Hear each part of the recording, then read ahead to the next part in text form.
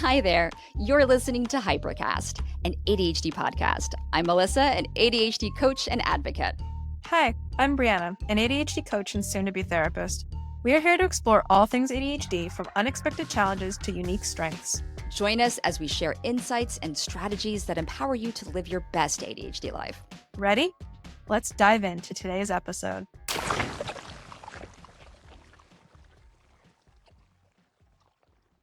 Welcome to Hypercast. Welcome to Hypercast. We're so happy to be here today. So today we are talking about the ADHD tax. Melissa, what is the ADHD tax? The ADHD tax is basically all of those extra costs and hassles people with ADHD deal with because of things like forgetting stuff, acting on impulse, or being disorganized. Think about late fees on bills you forgot to pay, having to buy new things because you lost the old ones, or spending money on stuff you didn't really need. It's not just about money, it's also about time and stress spent managing all of this. Nice. So why do we care? Why are we talking about this today? I think it's really important to understand what it is, that it exists, because sometimes understanding it, acknowledging it, and identifying and sometimes even saying it out loud helps us start the journey to manage these things in our lives. And maybe, I don't want to say get them under control, because every time I say I've got something under control, it's never fully under control. But maybe to mitigate the ADHD taxes that we pay in life, I think that's why it's important. The reason that I think that we should care about the ADHD tax is to normalize it and realize that there isn't all of this like shame and guilt surrounding it, because it's like a part of life, and being disabled costs money. Yeah. It costs a lot money in a lot of ways, like in terms of just like your stimulant medication, more expensive, all those comorbid conditions, that's going to cost more money. Like healthcare fees are going to go up.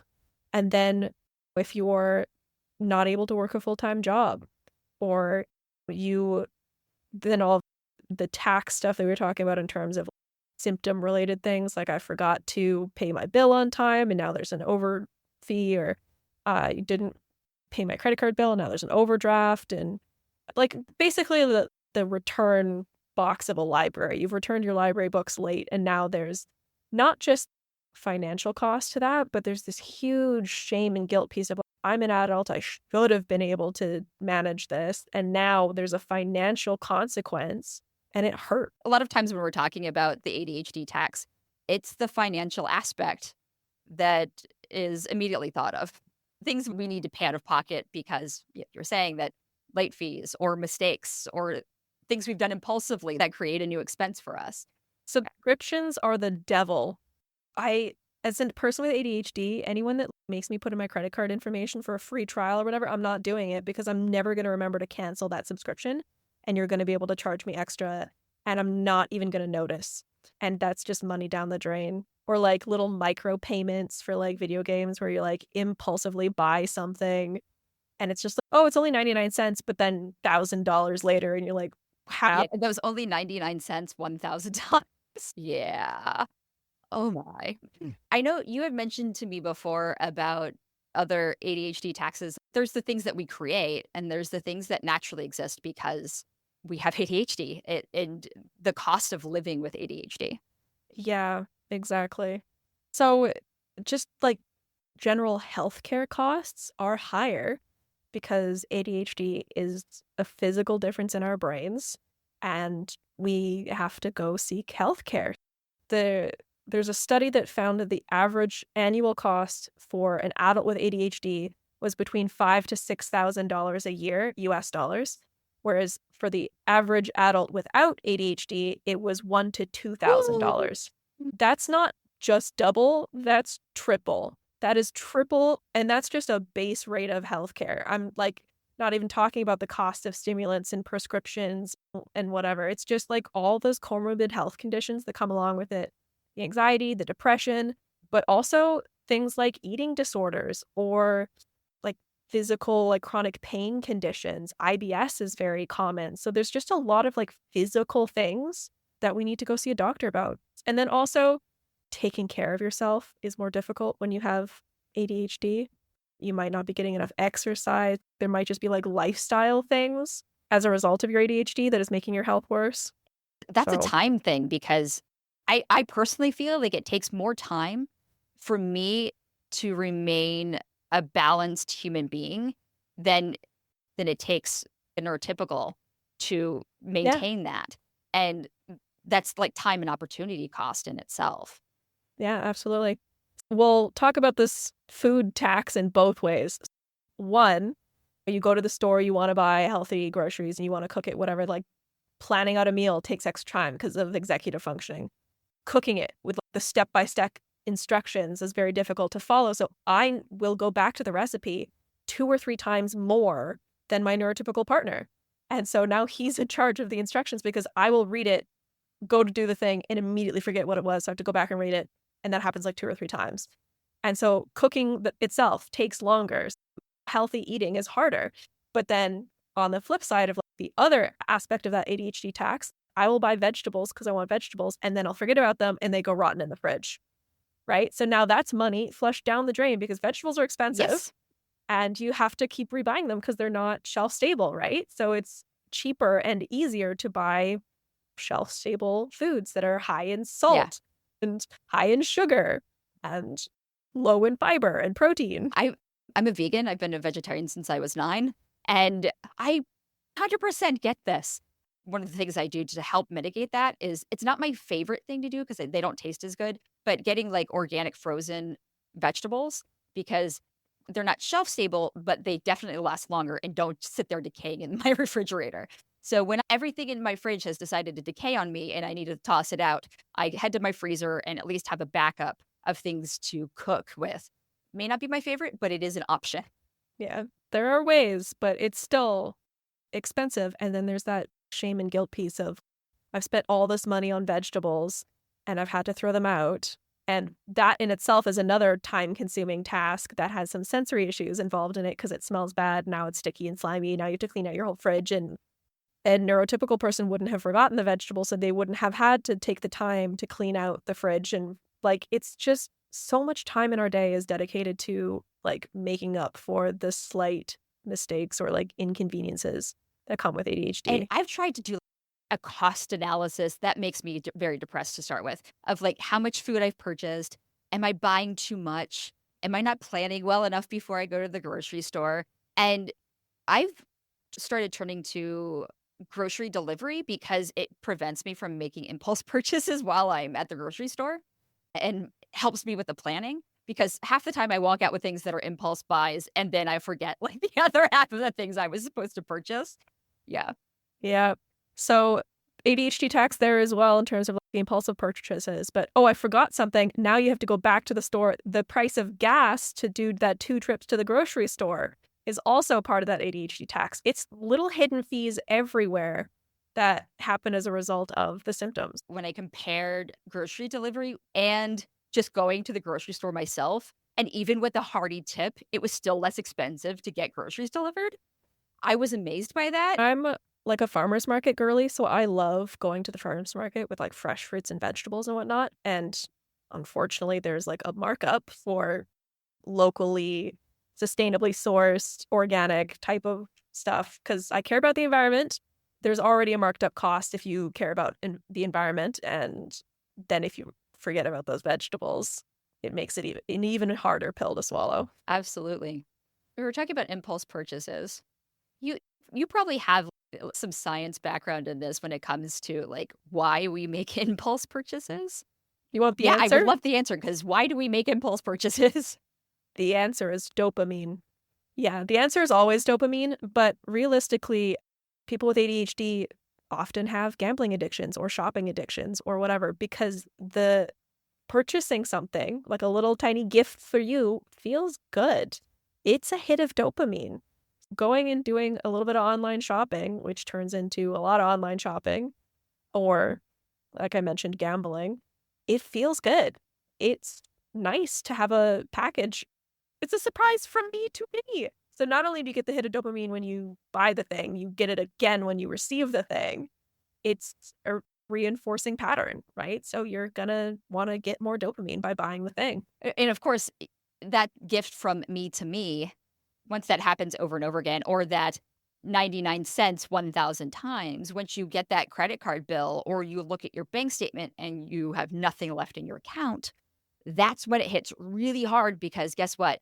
You still have a mortgage or rent to pay. You still have a car payment to pay. You still need money for food to eat. Absolutely. And that ties back into time blindness, actually, which is not the first thing you'd think of. But because of time blindness, we can't see the long term goals in terms of saving up for a mortgage or saving up to purchase something bigger. Say you want like a computer or like a jetpack. I don't know what you want to buy, but something that's not 99 cents. It's difficult for us to save up for that thing because we like instant gratification, and that longer term goal that would bring us more joy overall and more quality of life overall is harder to save up for because we can't really see or feel what the future is going to look like because it's now or Yeah. never. Like our brains are now or never. These things snowball. So, what happens when you've diminished your bank account? You have late fees from your bank, and then you can't pay that credit card bill. Then you have the late fees there. These things snowball into much bigger problems that become things like a lowering of your credit score, which can affect you from getting a house loan, getting a job that you really want, because a lot of jobs use your credit score as a way to see if you're a worthy candidate for your job. Yeah. People with ADHD are historically undereducated, underemployed as a result of discrimination, but also our symptoms not being managed and not being accommodated.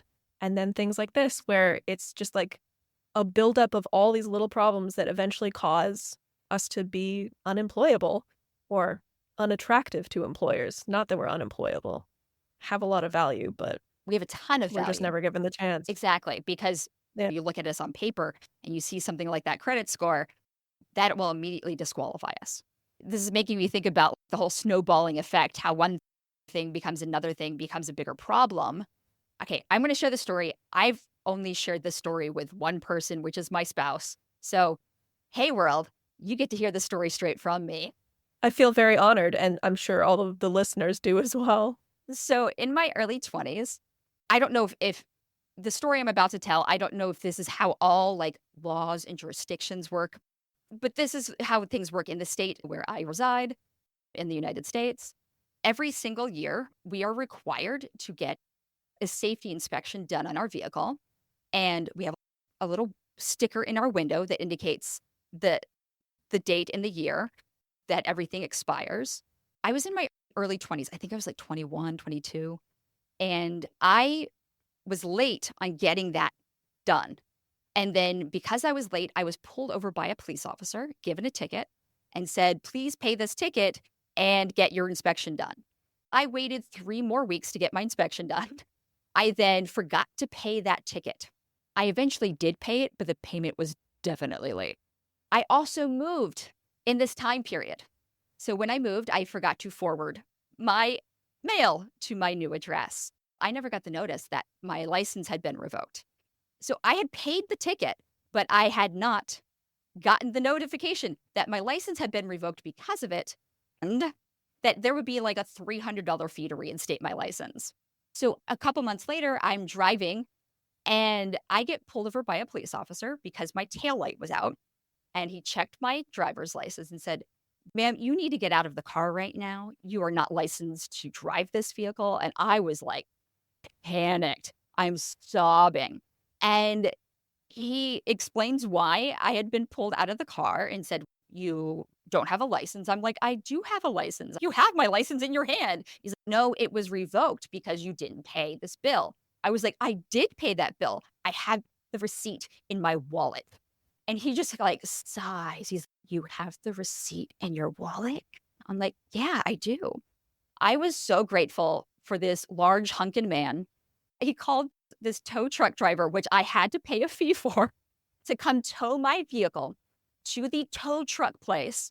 The owner's lovely wife, who's probably like 70 years old, put me in the passenger seat of her car, took me to the DMV, and waited with me, patted my hand, said, "It will be okay, dear," with her lovely Southern charm.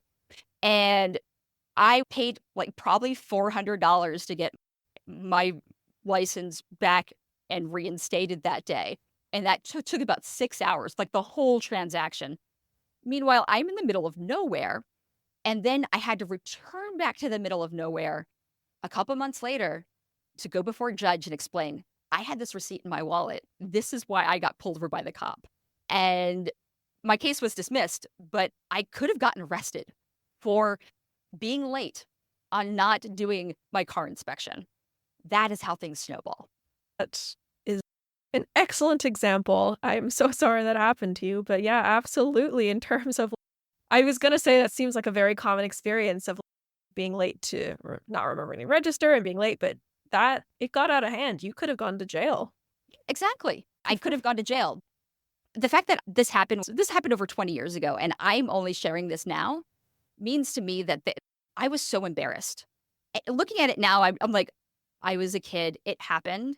But the shame that I've carried with me because of this, I realize that's also a tax. That's the kind of tax Yeah. that can prevent us from pursuing certain goals, that make us feel horrible about ourselves, that can help our little comorbidity buddies like depression and anxiety creep up. Yeah. Yeah, absolutely. The shame. And then on top of that, the stigma. You were probably not saying this is true, but there might have been some judgment from the people or the cops, or if you had a partner at the time, in terms of why didn't you just register it on time? Like, why didn't you just do it on time? And that kind of thing, which would lower your self esteem and cause emotional problems. And then over time, that all just builds up, and then you might become anxious about it or hyper vigilant or just live in this constant state of fight or flight in terms of I never want anything bad to happen. So I have to be always on top of this, always thinking about it and just stressing yourself out and causing ulcers, which would then have to make you go to the doctor and increase the price of that again. Yes. See, more tax. But yeah, I have an issue, which you've shared, I'll share. That's how it works with ADHD. I have an issue with purchasing things. I am so afraid of spending money as a result of not wanting to end up in a situation like this that I have cried when I had to buy a $40 bottle of conditioner. My hair is dyed pink. It dyes my hair pink. It's a special novelty thing, but the pink hair makes me really happy and I really enjoy it. And I looked at all of the options and I spent hours researching this, and then I still couldn't make a decision about trying to spend this money because it was a frivolity. It wasn't a necessity. It wasn't rent or food or internet, which is a necessity.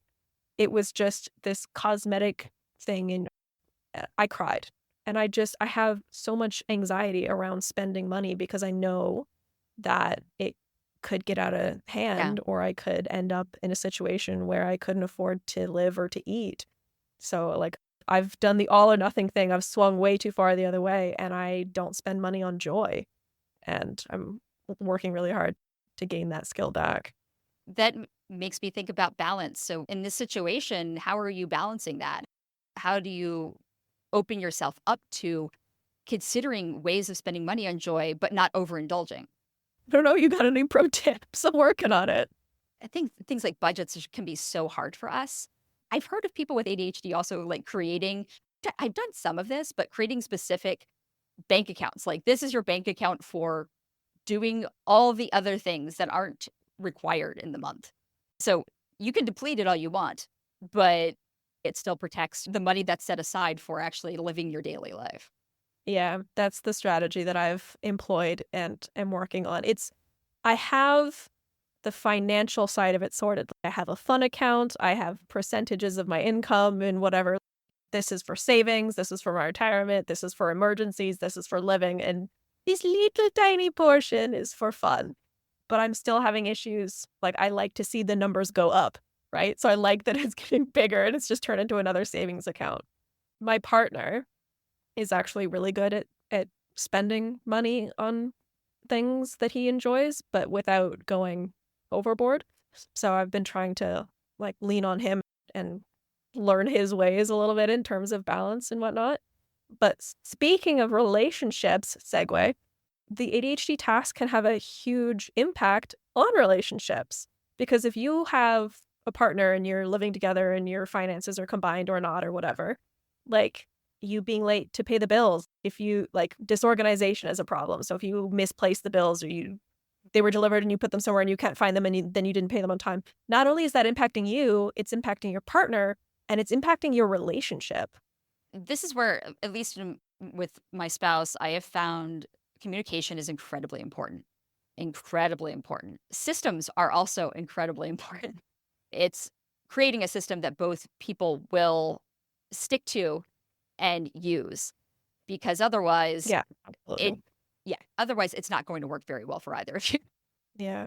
And the thing is, you can't just, maybe an ADHD pro strategy, whatever, would be to, oh, just make the neurotypical in the relationship do it. But that's giving over a lot of It power is. to a person to be in control of your finances. That requires a lot of trust. And as women, financial abuse is abuse. And if you're in a relationship where you have no control over your own finances, that could be quite dangerous. It's not a viable solution. You have to figure out a way that works for you without ruining your relationship, without overburdening them or causing strain. Because finance strain is probably the leading cause of divorce. Absolutely. There has to be a balance again in terms of managing your own stress when it comes to it, but also being knowledgeable about what's happening and being in control of your own life. Do you have any suggestions for how to deal with the emotional component of the ADHD tax? Well, my number one strategy is understanding. So, what we talked about at the top of the show, which is if you understand where this is coming from, you're more likely to be able to notice it before it becomes a big problem.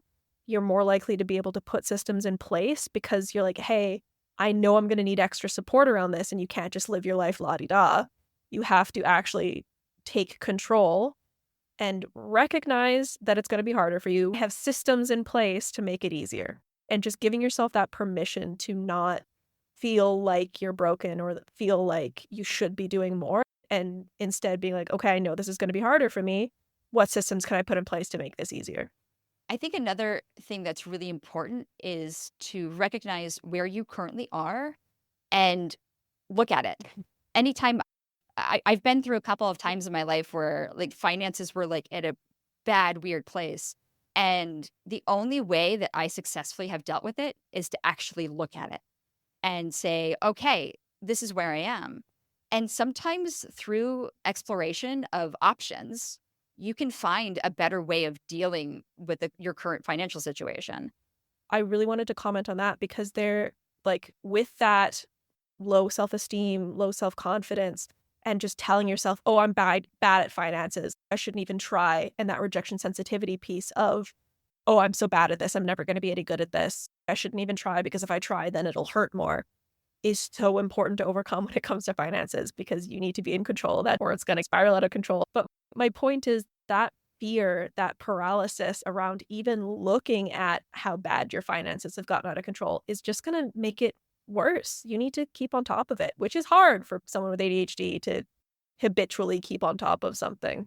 For everyone, for every person on this planet, there are many emotions mixed in with the topic of money. But for people with ADHD, those Yeah. emotions are even greater. And there's cultural differences here as well. I know there are certain cultures that just don't talk about money. They don't talk about it with their kids, and it's all this big secret, and then they die and you inherit something and you weren't prepared for it, and they don't teach their kids how to budget, so there's no of how to Yeah. do this well, right? It's unless you're a finance bro, like, are you learning these skills? They don't teach it in school that often unless you're specifically taking a class in college about it. There's a pro tip for you. Take a Take a class. Take a class. finance class. Get educated about it. Be better informed. Be better able to make decisions. Yes, absolutely. Yeah. Yeah. So let's recap what we've talked about today. So we talked about the ADHD tax, that just healthcare costs alone are 3 times higher than a neurotypical. We talked about the ADHD tax in terms of the symptoms that result in extra financial costs, hidden little secret things, disorganization, impulsivity, poor memory, like not being able to remember that you've subscribed to something, and just like how it snowballs, all those like hidden fees and costs that snowball and add up. Then we talked about the emotional cost of this building up, the shame, the low self-esteem, the low self-confidence, telling yourself, oh, I'm just bad at finances, I'll never get good at this. I'll always just be poor or living paycheck to paycheck because I can't manage my finances or my impulse buys or whatever, and how much that can impact you as a person. And then also how it impacts relationships. The last thing we talked about was strategies that we can use to help. So getting educated, getting informed. That's number one. Number two is understanding ADHD and understanding that this tax exists, and just acknowledging its existence will allow you to set up strategies and avoid some of the shame that comes along with it. Anything else I missed? No, you're pretty good at summing things up. Sometimes just take a deep breath, know you're not alone, and don't be afraid to dive in. Don't be afraid to look at it. I think next to understanding and educating yourself, it's grabbing onto that bravery and courage and looking at it and saying, okay, we can do this and diving in. Absolutely. Yeah, I think the overall message that we want to send home to our listeners is it's scary, but you can do it. So reflect on your experiences with ADHD tax. Try something new. Try a new strategy. Explore. Be curious. If you want to send us some of your pro tips and strategies, we'd love to hear them. You will find links to our social media in the show notes or at hypercastpod.com. We want to feature those tips in future episodes. We hope you found today's discussion helpful. Remember, if you're looking for more personalized help with ADHD, we offer coaching services to guide you on your journey.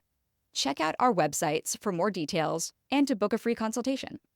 Brianna's website is understandingadhd.ca. Melissa's website is likemindcoaching.com. Join us next week when we talk about ADHD and creativity. If that's it, we can thank them and say bye-bye. Thank you. Bye-bye. Thanks for joining us on this episode of Hypercast. If you've enjoyed today's episode and want to stay connected, be sure to rate and subscribe. And check out the show notes for links to our social media and websites. Whether you're seeking practical tips, heartfelt stories, or just a sense of community, Hypercast is here for you. Remember, you're not alone in your ADHD journey. Together, we can navigate the highs and lows with courage and compassion. So until next time, take care, stay curious, and keep embracing your unique neurodiversity. Catch you on the next episode of Hypercast.